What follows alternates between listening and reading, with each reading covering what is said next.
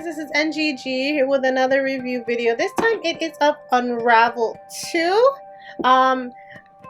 I didn't get to play Unravel 1 because it was never released to the Switch. But I am going to talk to you about Unravel 2. So I can tell you right now that I didn't feel like I knew what was going on in Unravel 1. And I never looked it up because I just played this one. This game is published by EA, which is weird because they don't publish too many games on the Switch, and it's also an indie-like project, which was great. There's no microtransactions in it, thankfully. But yeah, let's get into story first. So the story takes place while you're playing in the foreground. In the background, you see like these two kids who are like, they look like they're getting into mischief of some kind. You see them running from people. And the people they're running from look like they have like bad aura around them.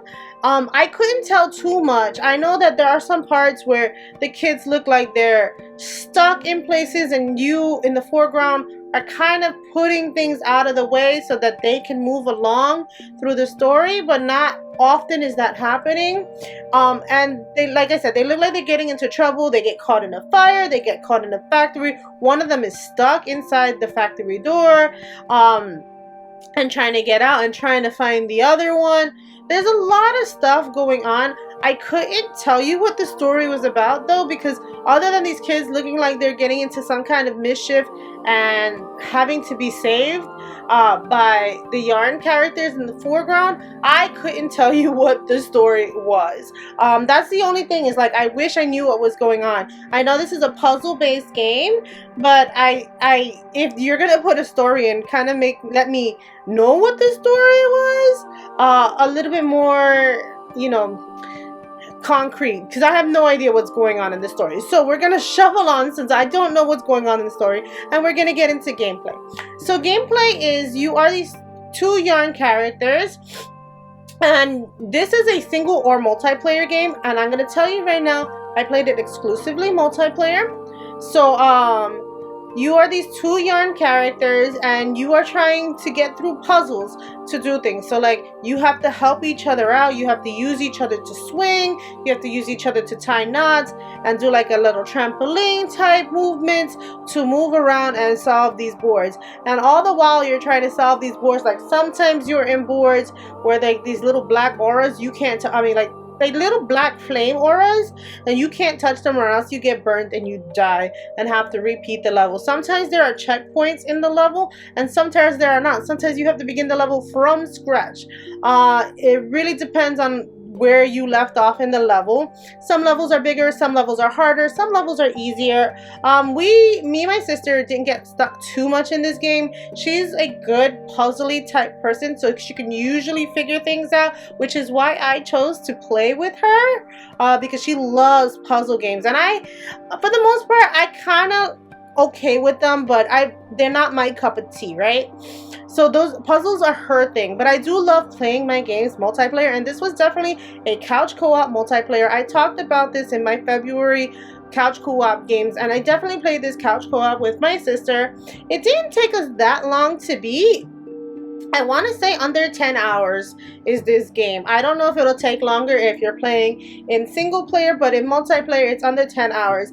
And I know there were some parts where I am not good at platforming and she is a much better platformer. So you can merge your two yarn characters into one, and they can the one person can do the actions for both, which was great. And there were some times where she couldn't do things that I had to do. Like there were these movement techniques, these swing techniques that she couldn't do. So I would do them for both of us and she would merge onto me. So it gave us an equal amount of like, all right, you can figure this part out, you're good at this, you're good at that. And it helped us learn to learn to cooperate too. So like, we never got really frustrated at each other. We were like, all right, do you see it? No, I don't see it. There is a little ball of light that kind of indicates where you need to be going. So you need to make sure you're following that ball of light, because if you don't follow that ball of light, you might get stuck. There was like maybe one part that we looked up that we were stuck at and we couldn't figure out. And it was the most simplest thing, but we could not figure out. So For gameplay, yeah, it was super fun playing it a multiplayer. I didn't play it on the single player, so I couldn't tell you that I recommend playing it like that. I've watched a review where they said they didn't feel like they needed the second player to do the main storyline, but they did for like the side missions. So there are like these challenge modes that you do, and my sister's such a completionist. She always wanted to do the challenge modes, and in the challenge modes you get different skins for your yarn character. So the shapes of their head, the color of their yarn, and so like we did a lot, if not all, the challenge missions, me and my sister. And they were pretty hard. They weren't easy. You had to go through them on and on again, but they were fun.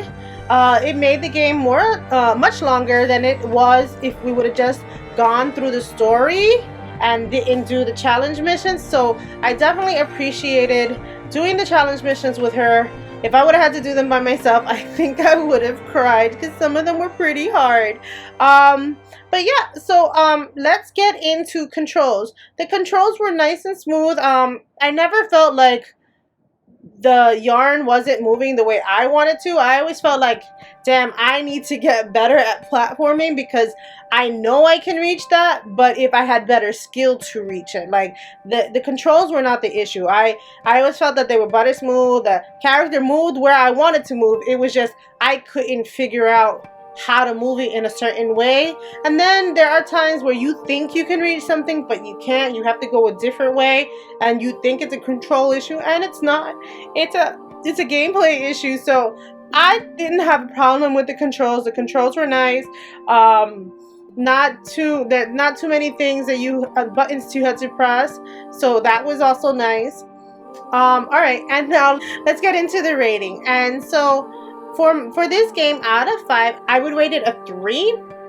It wasn't great and it wasn't bad. It was just there in the middle, I would say, because I didn't know the story that was going on. That's why I was lost in the sauce with the story. But this game is not as much about story as it is about puzzles and gameplay. So that part was great. The sequences, the animation in the background was very pretty to look at. Like I never felt like I couldn't see anything.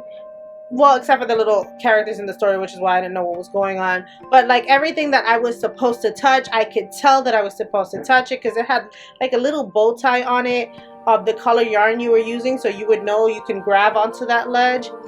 So yeah, it wasn't a great game, but it wasn't a bad game. So I would say it's right there in the middle with the 3. Thank you guys for watching. Happy gaming. Bye.